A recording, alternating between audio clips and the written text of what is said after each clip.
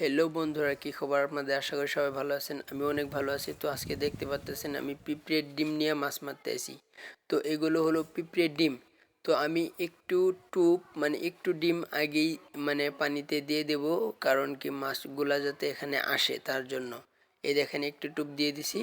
তো তারপর যে আমি ফালাবো এখানে, তো অনেকগুলা মাছই লাগার চান্স আছে। তো মাছগুলা এই টুপগুলো দেখে আসে আর এবং এখানে খেয়ে খেয়ে জমা হয়ে থাকে। তো আপনারা ভিডিওটা ফুল দেখেন, স্কিপ করবেন না, আপনারাও মাছ মারতে পারবেন। তো এখানে যে অনেকগুলা মাছই আছে, কিন্তু সবগুলা মাছে বসি খাওয়ার চান্স পায় না। তো এই দেখতে পাচ্ছেন আমি ট্যাংরা মাছ একটা উঠিয়ে নিয়েছি।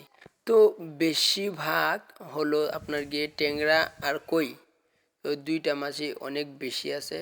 তো ওইগুলা মাছই বড়শিটা ফালানোর সাথে সাথে খেয়ে নেই, অন্য মাছগুলা চান্স পায় না। তো আপনারা ভিডিওটা দেখেন আর কিছু মানে আপনারা যদি মাছ মারতে চান, কিভাবে মাছ মারবেন আমার ভিডিওতে কমেন্ট করেন, আমি আপনাকে শিখিয়ে দেব। তো আপনারা স্কিপ না করে ভিডিওটা ভালো করে দেখেন।